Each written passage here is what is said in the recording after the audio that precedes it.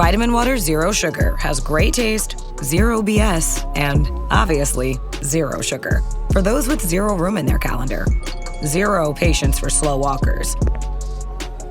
Those who get 0 hours of sleep on a Saturday night. Have zero filter, zero given, and zero interest in grabbing a plain, boring water. Grab a delicious Vitamin Water Zero Sugar today. Welcome back to Fine Tooning with Drew Taylor, your one-stop shop when it comes to animation news and commentary.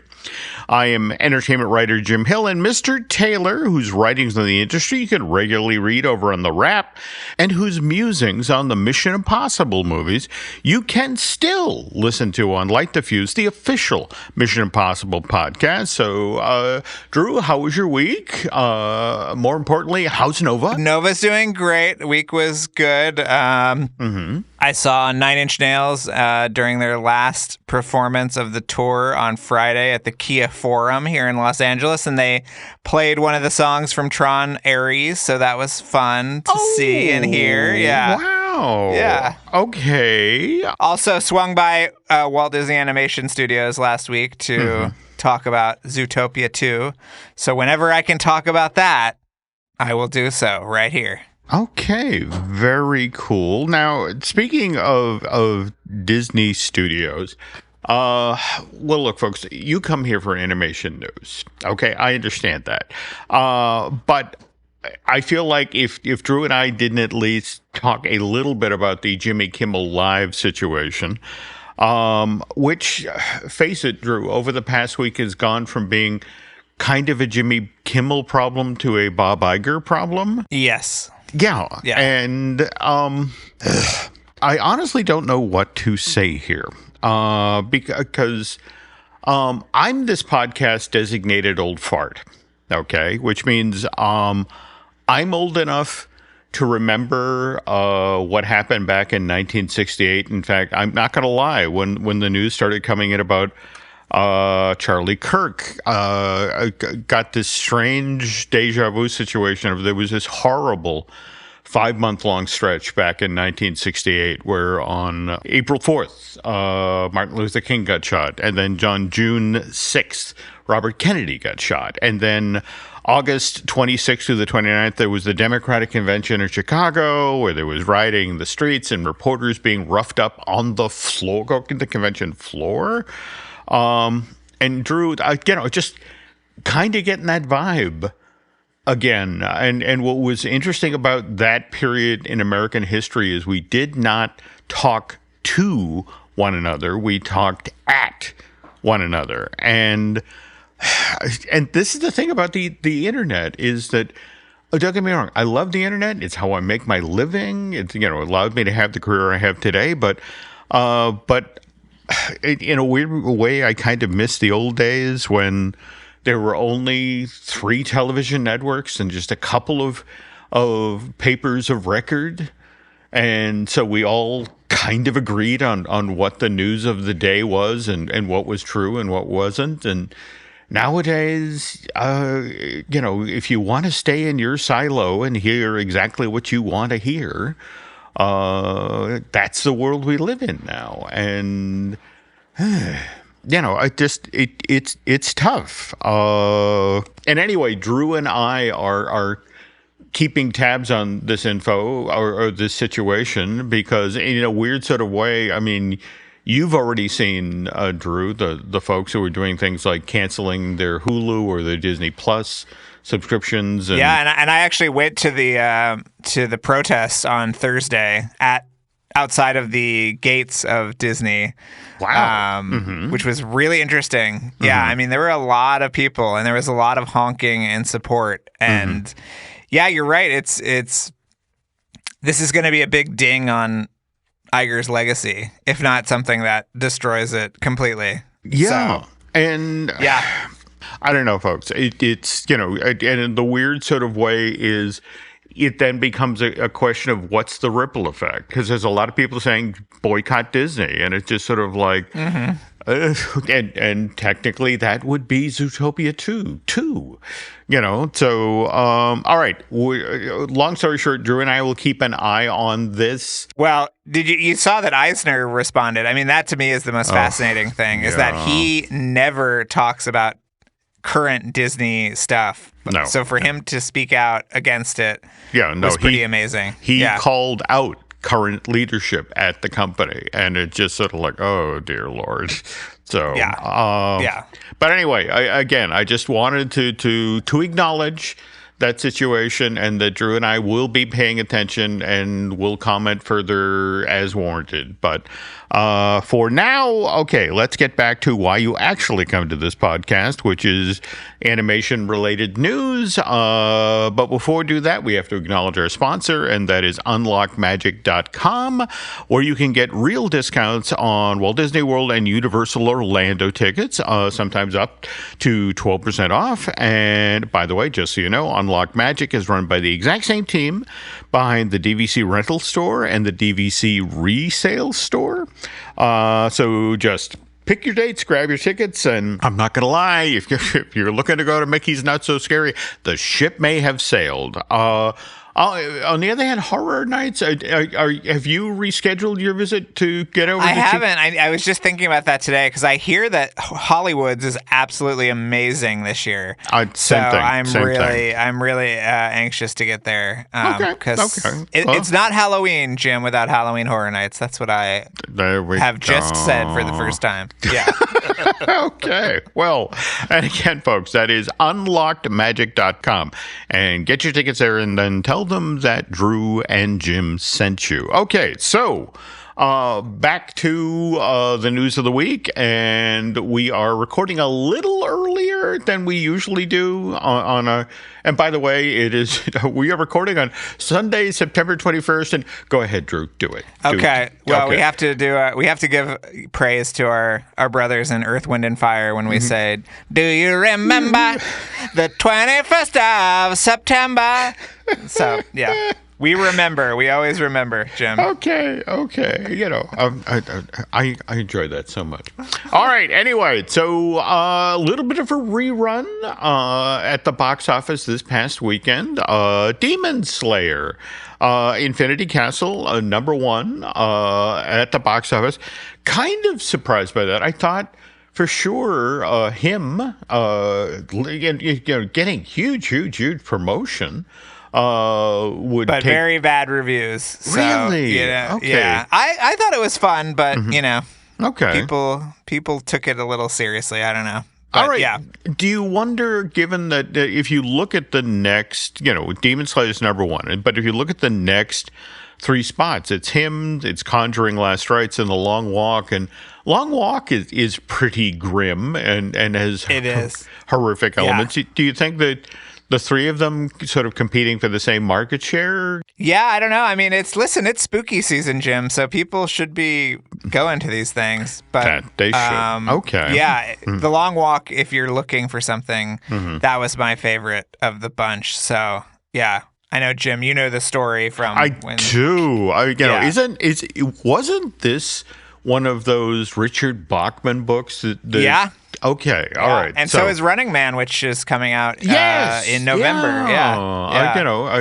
Again, that's how old I am. I remember when Stephen King, used to pretend to be somebody else. So, well, you got to walk, Jim, before you can run. Oh, so well. Yes.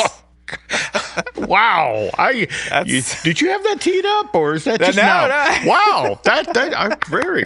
That's good. That's good. Okay. Well, there we go. And as for animation, only one film in the top 10. But interestingly enough, it's the 30th anniversary edition of Toy Story. It came in number 8. So I guess given that it only did like $3 million last week, I'm actually kind of pleased to see it hung in there. Yeah, it's about time that the Toy Story movies made some money, Jim. You know what I mean? It's like you're a funny guy. Okay, now by the way, last week Drew kind of chided me because, again, I chatted with friends out west, and they were telling me it's like, well, Demon Slayer did so well because of K-pop Demon Hunters, and Drew was like, I think there was actually a series this was based on, and it's like.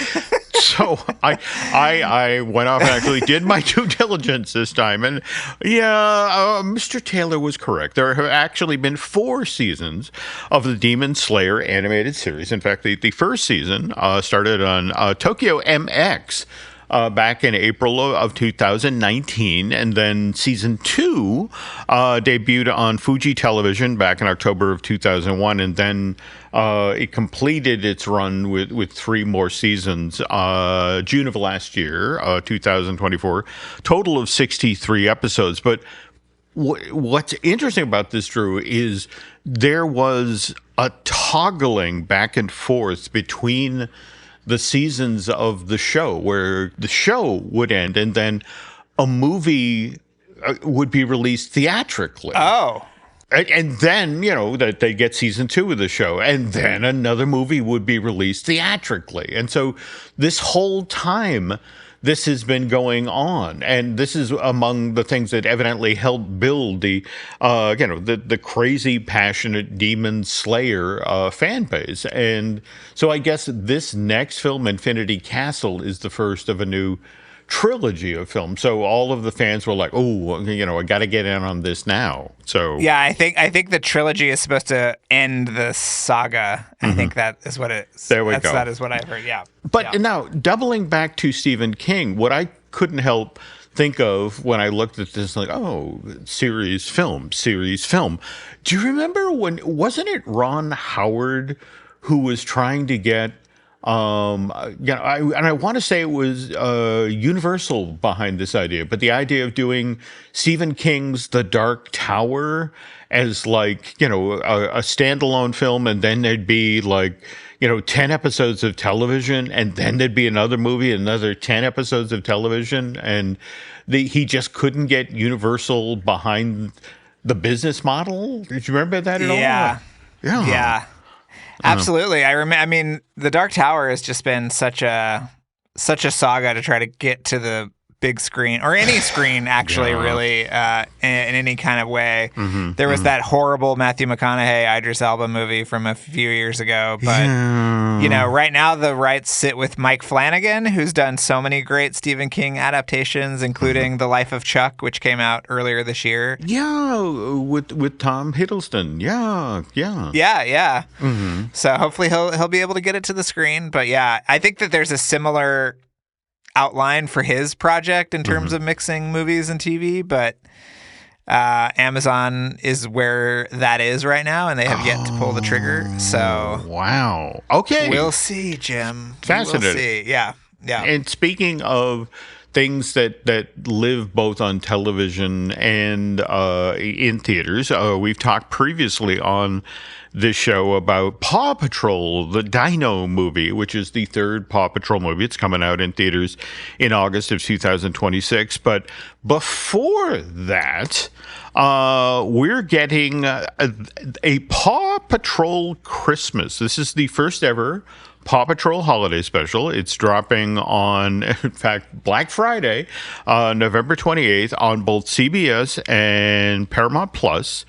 And for me, what's fascinating about this isn't just one of these. Evidently, the folks at Paramount Plus and Nickelodeon have committed to, they're doing an hour-long special for each of the Paw Patrol characters. And this is part of the March, in addition to season 12 of the show. So So what's coming out this year? All 4 or just one? Well, there's supposedly the first of these, and in fact, the one that's dropping in November is called Rubbles Christmas Special. But there's actually a first one built around the character Tracker that actually drops early next month on October 3rd.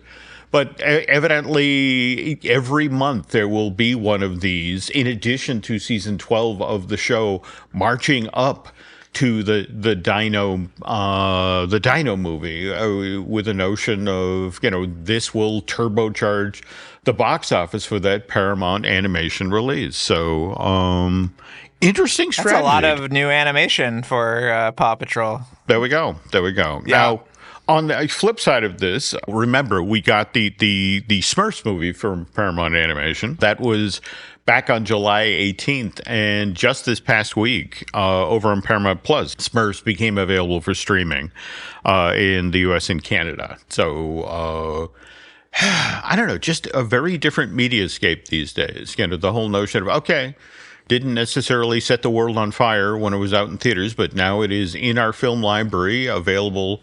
And again, in a world where how you measure if something is successful in the streaming space is how many minutes did folks watch it. So I guess it'll be interesting to see if we get any numbers further on down the line in regard to how Smurfs with Rihanna, it does at Paramount Plus. I think we're more likely to have a big fat Italian guy come out and go, "Nothing to see here. Move along. There was no Smurfs. Don't worry about it." Okay. And speaking of moving along, folks, second half of today's show, we're going to talk about what a surprise. K-pop Demons has broken another record. But before we do that, there's this. Does it ever feel like you're a marketing professional just speaking into the void? But with LinkedIn ads, you can know you're reaching the right decision makers, a network of 130 million of them, in fact. You can even target buyers by job title, industry, company, seniority, skills, and did I say job title? See how you can avoid the void and reach the right buyers with LinkedIn ads. Spend $250 on your first campaign and get a free $250 credit for the next one. Get started at linkedin.com/campaign. Terms and conditions apply. Hey, it's Paris. I love sparkly things, right? Like stars. Duh. And thanks to Hilton and AutoCamp, I just slept under them. Picture me, serving looks by the fire outside my luxurious Airstream, making s'mores with the kids, while a national park is our backdrop. The great outdoors meets Hilton hospitality. That's hot. Explore all the new ways to stay at Hilton.com. Hilton for the stay. When your investors, customers, and workers demand more from your business, make it happen with SAP. The AI-powered capabilities of SAP can help you streamline costs, connect with new suppliers, and manage payroll, even when your business is being pulled in different directions. To deliver a quality product at a fair price while paying your people what they're worth too, so your business can stay unfazed. Learn more at sap.com/uncertainty. And we're back. Okay, so again, K-pop Demon Hunters, which again mid-June, right? And we are now late September, and after what is it, 7 non-consecutive weeks of being number 2 on the top Billboard's top 200, it finally broke through and is the number 1 recording in all of North America. Is that correct? Yeah, it's going up, Jim, as the girls would say. Okay. Yeah, I mean, it's you saw the new view count too, as well, right? That it is now past 310 million views. And the cutoff for how they track this is actually coming up. I think it's Monday that they stop counting because it's 95 days. But I was just talking to somebody from Netflix and they said, it's a shame that they've stopped counting because this thing could keep going more and more and more. I mean, with 30 million views each week, I mean, this thing is just unstoppable. And wouldn't it work in Netflix's favor to keep these numbers going? Or is just, at this point, is there something else Netflix has coming up that they've done a brilliant job of keeping K-pop Demon Hunters front of mind this whole time? But this, face it, we're headed into the holiday season, and Netflix always has a full slate of animation product. Are you getting? Yeah, well, we've got the Twits coming up, Jim, from Roald Dahl. the Roald Dahl. Mm-hmm. Yeah. which started life as an animated series and now, transformed into a movie. And then we also have In Your Dreams, which is from Pixar vet Alex Wu and his studio, which has animation from our friends at Sony Pictures Imageworks. So these are big animated movies, but it's just hard to imagine anything kind of eclipsing the K-pop Demon Hunters, magic at this point. I mean, it is the most popular movie of the year and the most talked about movie of the year by a considerable margin, it seems. No, absolutely. But at the same time, I mean, people do what they have to get their projects out there. I mean, for example, we've got a brand new SpongeBob movie, Search for SquarePants, coming out later this year. And that, mind you, that's not arriving in theaters till December 19th of this year. But did you see where this is actually going to have its world premiere at the AFI Fest? I did see that. Yeah. There's always like jockeying between AFI Fest and Animation as Film, and so it seems like AFI Fest landed SpongeBob. And if one of the people who are hosting the show has already seen the SpongeBob movie, hypothetically, Jim, I'm saying, purely hypothetically, there we go. I would say you should maybe get a ticket because it might be a whole lot of fun and a really great entry in the franchise.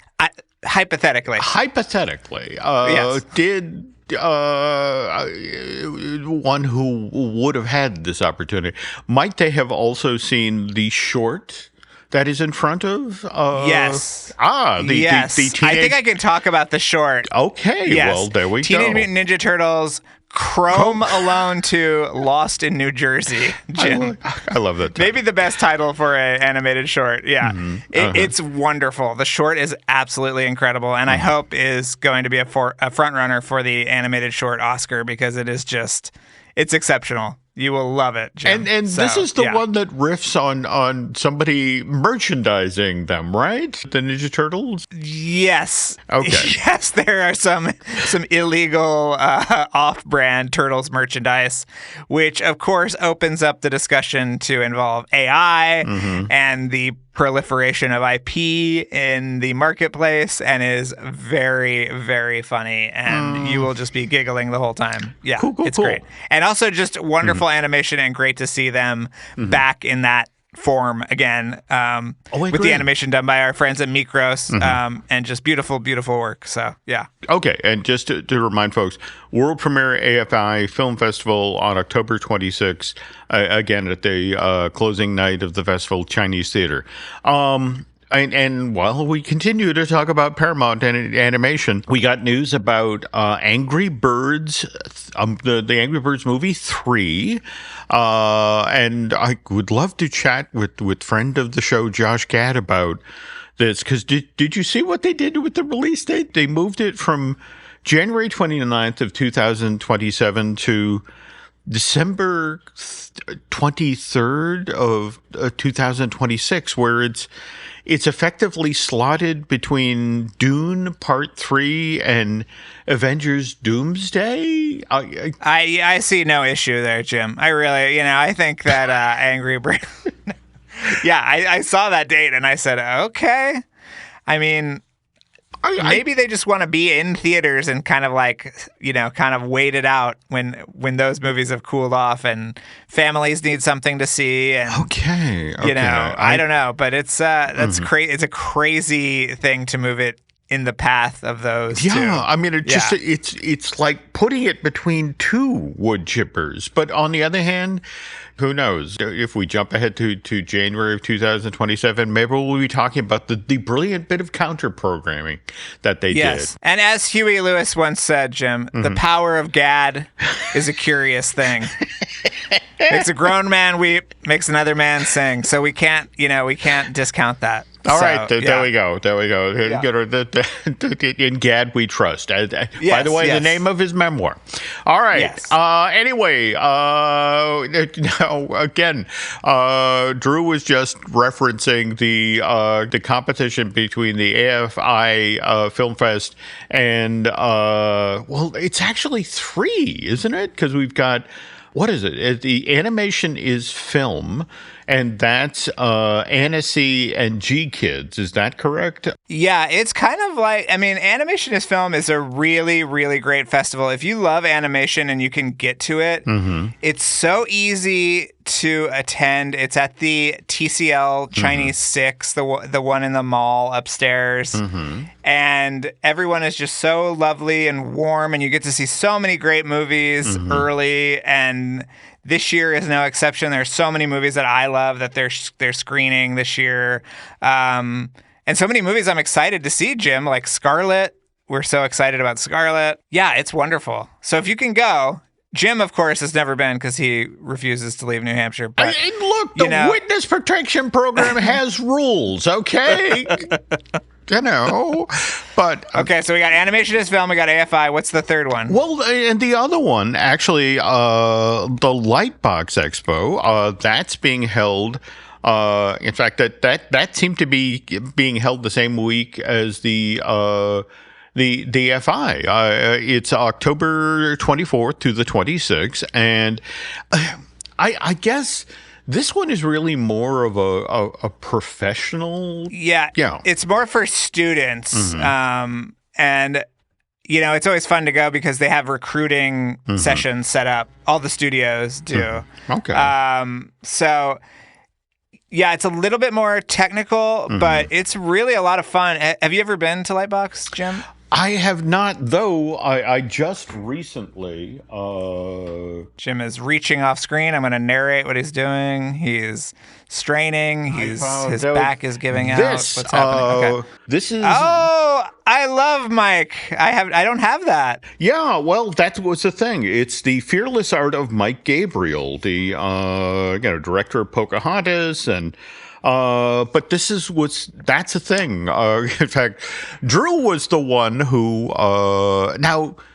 It was at Lightbox Expo where you were trying to chase down the Chris Sanders from Pitch to Stitch, right? Yes. And then I was there. I think I was there I was hosting a Leo panel a couple years ago, and I was there the hour that he was on lunch, Jim. Which I'm not saying that Chris Sanders should not take lunch. No. Love him. He needs his lunch. But I did not get the book until years later, which is fine. But yeah, I mean that. If Mike is going to be there, is Mike going to be at Lightbox? Do we know? I have no idea. Okay. I mean, All right, I'll send him a note and see. This is the book he did in 2015.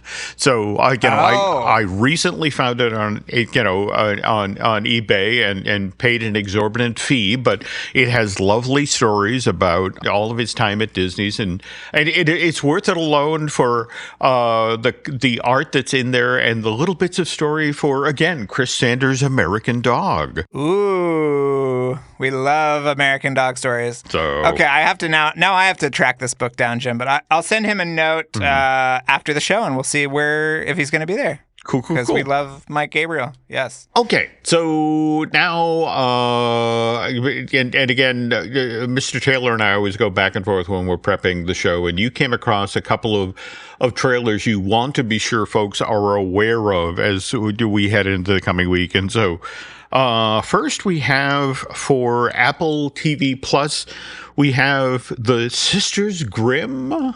What's this about? It looks cute, right? It's kind of a spooky show. It's got animation by Titmouse, and we love Titmouse. Obviously, they're the best. It's based on a YA series, as far as I know, and it premieres on October 3rd. So, it's right there for spooky season, Jim. The official log line I will read for you, Jim, just in case you need it, which is 2 orphan sisters navigate a town full of people torn straight from fantasy and fairy tales, confronting heroes and villains alike while investigating the mystery of their missing parents. And I don't know what you thought of the trailer, Jim, but I was incredibly charmed by the animation style. I think it looks really, really fun. So yeah. No, cool. Yeah. Can't wait for that. On the other hand, there was another one you wanted to put on folks' radar, and that was Splinter Cell Deathwatch, which, my understanding, a musical. Is that correct? Yes, this is an all-ages show. No, this is from Netflix's adult animated series camp, and it's based on the video game series, and it's got Liev Schreiber as the main character. I've never played the video game, but this was one of the things that people were really talking about at Annecy this year. And it's a cool kind of animation style. I don't know. To me, almost every adult animated series just looks like Spawn, the HBO show from 1995 or whatever. But that is a deep cut. But the sad thing is, I immediately get what you're saying. Wow. You know what I'm saying? Yeah, exactly. Okay. But yeah, it looks very cool and fun, kind of spy show. So yeah, looking forward to that. Okay. Well, folks, when we get back from this break, we're going in the exact opposite direction from Splinter Cell Deathwatch. We're going back to early animation. In fact, Terry Toons, if you can believe it. And the weird role that that early animation played in the launch of Saturday morning cartoons. But before we do that, there's this. This episode is brought to you by FXX and Hulu. An all-new season of Futurama is back, blending heartfelt moments with razor-sharp humor while accidentally saving the day. The Planet Express crew is back, defying gravity and common sense. From the creator of The Simpsons comes 10 new episodes where the romance is hotter, the threats are bigger, and the action hits harder. Don't miss the all-new season of Futurama. Watch it Mondays on FXX or stream it on Hulu.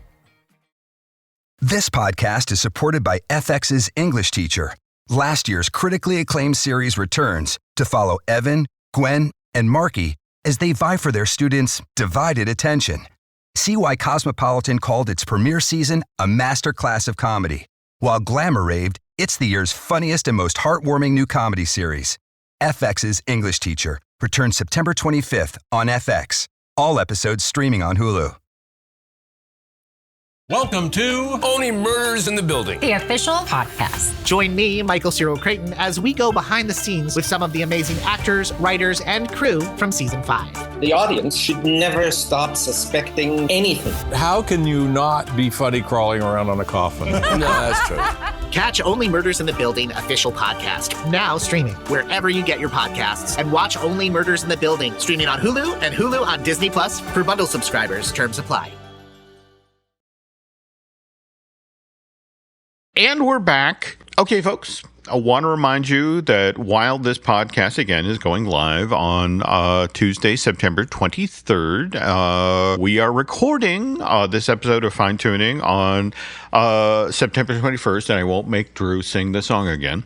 But tonight, over on ABC, as part of a special edition of 2020, ABC is celebrating Disneyland's 70th. The timing couldn't be better, Jim, for people to tune in to a Disney-owned channel for something. Yeah, I have to admit, I've been thinking that myself. But just a reminder, folks, that theme park opened July of 1955. But for animation fans, a more significant event happened 6 months earlier, January of 1955. This is when Paul Terry decided to sell his animation studio, Terry Toons, to CBS for $3.5 million. And by the way, according to the inflation calculator, Drew, that is $42.5 million in 2025 dollars. And are you familiar at all with the Terry Toons characters? If I press you, can you name any of them off the top of your head? Or? No, but maybe if you tell me some of them, I'll say, oh, I know.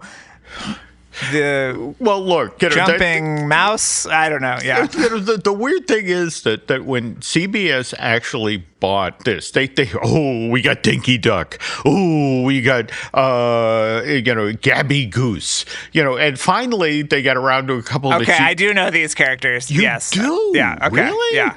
Because to be. Yeah. I mean, I can picture them in my head. Okay. Yeah. Yeah. All right, but they had the marquee ones, so to speak, were Heckle and Jekyll and Mighty Mouse. Now, interesting thing, obviously not, not up there with Mickey Mouse or Donald Duck. But the interesting thing is that Paul Terry, in the time that he personally ran his studio, they ground these things out, Drew. In fact, when CBS bought the film library, there were 1,300 shorts. Terry Toons have been turning out animated shorts since 1929. So what is that? 26 years they did 1,300 shorts.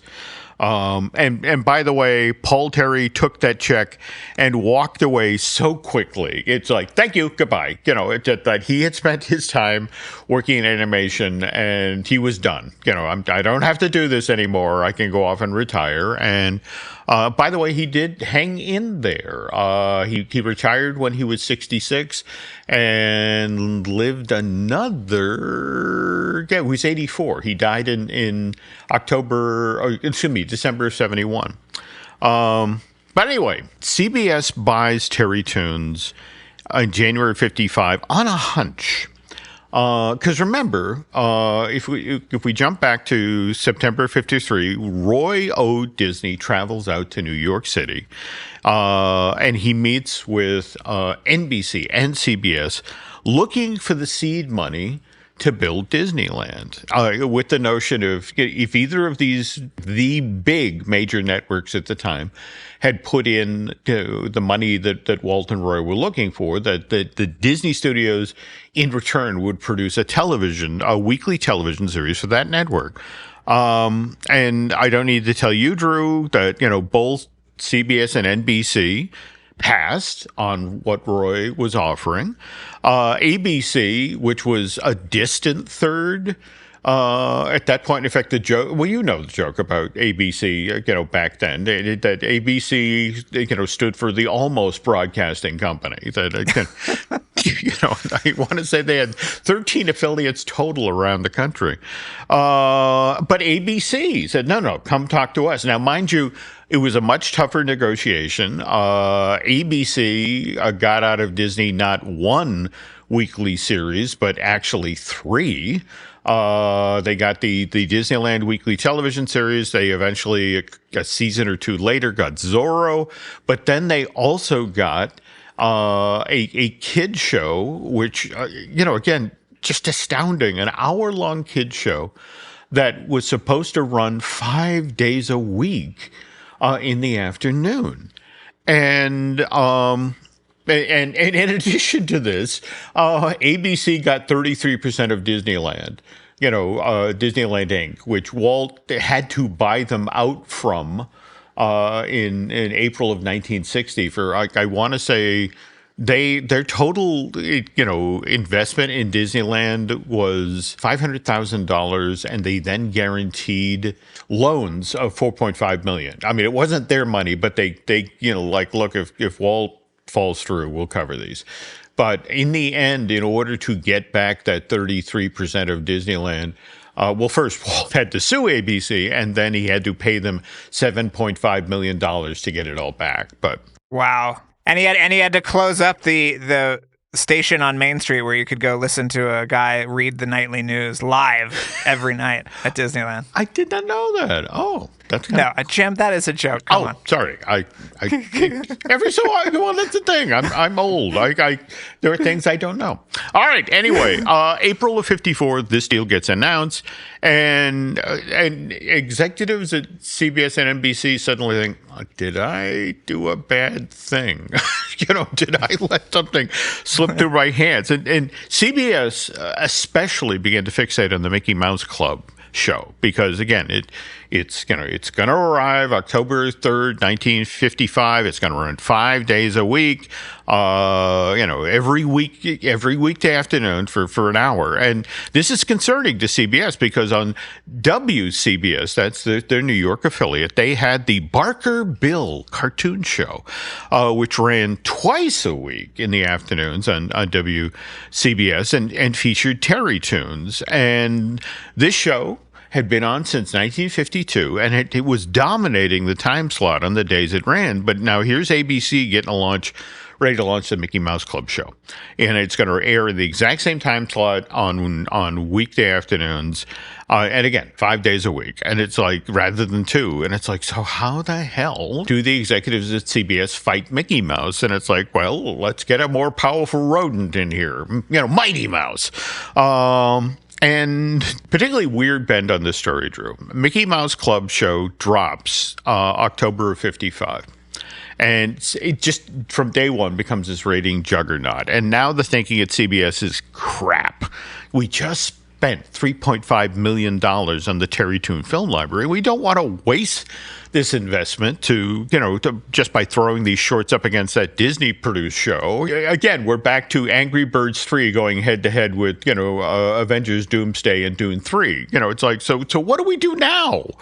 And this is the interesting part of the story, Drew. In an innovative bit of thinking, since Mickey Mouse Club was airing nationally on weekday afternoons, 5 days a week, CBS decided to move their Terry Toon shorts out of harm's way. And it's like, let's put these things on a day and a time when Mickey Mouse is off the air. And that's Saturday morning. So December 10th, 1955, Mighty Mouse Playhouse debuts on CBS starting at 10:30 in the morning. And it becomes such a rating smash. Well, first of all, it airs on CBS for the next 12 seasons. And more to the point, Mighty Mouse Playhouse kicks open the door for animated cartoons now airing on Saturday morning. And so based on the success that CBS is having in this space, by the way, Drew, you're going to love this. Original sponsor of the show was Colgate toothpaste. But as soon as this thing became a success, who comes along and shoulders Colgate out of the way? But it's like, hi, we sell sugary cereals and we sell toys. We're buying up your ad inventory. Please disregard taking care of your teeth, kids. Sit down and eat a bowl of Sugar Smacks. But anyway, NBC and ABC, they begin to get animated series into production, specifically for Saturday morning. And by 1960s, all three networks have a full slate of animated shows airing from 8 a.m. to 12 noon on Saturday morning. And now, this is the part of this you were going to love, Drew, that, again, they paid $3.5 million for the Terry Toon Film Library. And the thinking at CBS is, we got to get this money back. So long before the Flintstones and the Jetsons aired in prime time, again, CBS, trying to get some of that money back, tried building a half-hour-long show featuring these very same, Terry Toon shorts in prime time. Wow. Well, and here's the thing. This is what's going to fascinate you. The CBS Cartoon Theater show. Now, mind you, it only runs for 13 episodes. It starts in June of 1956, and by early September of that same year, it's off the air. So it's effectively a summer replacement series. But the Disney tie here, the host of this show is the then 30-year-old Dick Van Dyke. Wow. Who is just starting out his career as a comic. I mean, this is 4 years before he is on Broadway in Bye Bye Birdie, wins the Tony as best actor in a musical, and effectively, that's what gets him the job on the Dick Van Dyke Show, and that's what leads to him, being in Mary Poppins. And the thing is, you can go to YouTube now and watch these things. First of all, Dick Van Dyke, he's a baby. And more to the point, this isn't necessarily the confident performer, the veteran performer. This is the guy who's starting off, so he's a little has it, and he's a little rough around the edges. But the other thing that's just kind of a weird circle back of the career, the whole gimmick of the show, Drew, is that it's coming from Dick Van Dyke's living room, and the Terry Toons characters can talk out of the TV to him. So long before he's dancing with the penguins and Mary Poppins, here he is interacting with animated characters, only he's getting crap from Heckle and Jekyll. They're teasing him. Is there actual animation, or is it just like voiceover from the TV? It's actual animation, though what's interesting is there's clearly pieces that were created for the intro, brand new pieces of animation, but supposedly a lot of the stuff where Dick is interacting with the characters is repurposed stuff. They found footage that worked, and then they bring in the voiceover talent. But anyway, this is worth it alone, folks. If you got some time to kill, head on over to YouTube and watch. Search out CBS Cartoon Theater from 1956, and here just there's not a wrinkle on him. It's Dick Van Dyke fresh out of the box. Which when you think about today, when you look at this 99-year-old Disney legend, this is him getting started out. And then what else are we supposed to look at on YouTube, Jim? Mickey's Big Break or Mickey's Audition? What was it? Yeah, from a couple episodes ago. Those two also great fun. I think there's Michael and Mickey. That's the one from the end of the MGM tour, and then there is the one where Mel Brooks is supposedly the gentleman who's directing Mickey's screen test, and we actually have Roy E. Disney playing Walt. That goes by two different names. That is Mickey's Big Break or Mickey's Audition. But there you go. But anyway, again, it's just for me. Just seeing the 30-year-old Dick Van Dyke and then seeing how he is today at 99. I mean, on the other hand, he's still kicking it. He is still kicking it. But he's no Tom Cruise. No. Tom never ages. And and speaking of which, if you want to learn more about the 8 Mission Impossible films that Mr. Cruise made between May of 1996 and this past summer, you need to listen to Light the Fuse, the official Mission Impossible podcast. There are nearly 300 episodes of the show in the archive there. And on this program, Drew and his equally talented co-host, Charles Hood, would regularly interview all of these Hollywood's greats. And as I mentioned on the show, I always learn something when I'm listening to Light the Fuse. And I've been listening to it for years, and I still haven't worked my way through the full archive. By the way, we have an archive of shows over at Jim Hill Media as well. But new ones coming out every week. We got Disney Dish with Len Testa, the Epic Universal podcast I do with Eric Hersey. Likewise, I Want That Too. That's our Disney Merch podcast, which I do with Eric's lovely bride, Lauren. Also want to mention Manufacturing the Magic. That's our themed entertainment podcast. We host it here. It's produced by Noah and Shelley Valladolid, and a brand new episode of that will debut this coming Saturday, September 27th. Also want to direct your attention to The Case Forward with Chris Cox. That's our brand new series that Len and I are doing with magician and mind reader Chris Cox. It's gotten a nice response, and glad you folks seem to like it. I'll also continue to plug away at Patreon. Got a bunch of new shows in the works for Disney Unpacked. That's a video series that Len and I do with veteran Imagineer Jim Schul. We're getting ready to record a show about the corporate lounges at Epcot, and also based on topics that Patreon subscribers voted for. Mr. Schul and I are writing a show about Disneyland's short-lived Viewliner attraction. Drew, you ever hear about this one, the Train of Tomorrow? It was on a separate track, right? It was kind of a quasi-futuristic. It's actually in the Disney Train book that they put out 10 years ago or so. Mm-hmm. It's a cool looking train, but I could never quite figure out where it was going and why it was going there. So I look forward to that. Okay. And speaking of going, it only ran for 15 months. It, so okay. It wasn't so that long. Giving rocket rods a run for its money. There we go. Exactly. There we go. On another short-lived Tomorrowland attraction. And speaking of short, time is running short for this week's Fine Tuning. Before we go, I want to thank Eric Hersey and David Gray for the great job they do when it comes to editing and producing this podcast. Also have a favor to ask of you folks. If you could please head over to Apple Podcasts and rate and review, well, not just this show, but also Light the Fuse. And I also want to mention social media as we head out the door here, Drew. Where can the nice folks find you?